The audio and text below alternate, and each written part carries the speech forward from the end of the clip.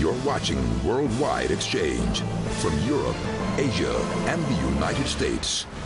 Right now, and of course those numbers continue to get steeper into the red this morning. Now joining us now is Emily Sanders, CEO of Sanders Financial Management, and still with us, of course, our guest host, Steve Forbes, chairman of Forbes Media. Emily, if I can start with you, it's a tough climate right now to be investing money and managing money for clients, and you're a bear on the stock market. So if you're not bullish on stocks, then where do you put your money right now?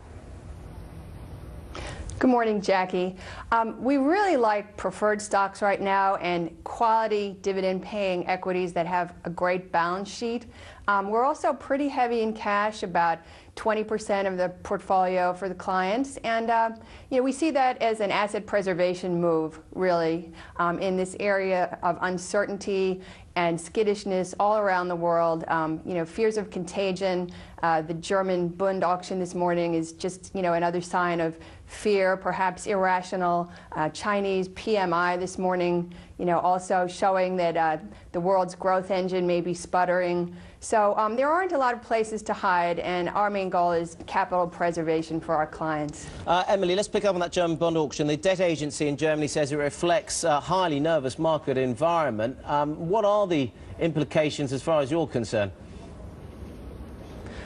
The implications are to continue to be cautious and to really, look carefully before investing clients' assets. We're very much in favor of quick hits, which would be, just short-term plays on market movements, since the market has been so volatile, but really anchoring the portfolio with, good quality names and also very high dividend payers. Not so high that the dividend isn't sustainable, but just high enough to churn out, let's say, about a 3 or 4% yield that provides a floor in the market when things get really choppy. Steve, the debt agency in Germany says this auction result doesn't mean there'll be a refinancing bottleneck for the German budget, but I'm wondering whether it really will make German politicians really, if nothing else concentrates their minds, the fact that they technically are getting failed auctions here won't it? I think that's going to happen, and something's got to get the chancellor to realize stern measures have to be taken, quick measures have to be taken, and that means whether they do it through the IMF, pulling a rabbit out of its hat in terms of financing for countries, but more likely the ECB just going in and literally buying, making it clear it'll buy hundreds of billions of dollars of euro bonds, bonds of Spain and Italy to stop this contagion, because it's going to, as we see this morning, it's hitting Germany. And the amazing thing is, in the U.S., I think the economy is a little stronger than people give it credit for. And you can see it in our equity markets. The equity markets want to go up, but it just keeps being hammered by bad news from overseas. But this market, I think, is cheap and is just waiting to surge once they see any sign that Europe's going to get its act together and deal with this short-term crisis.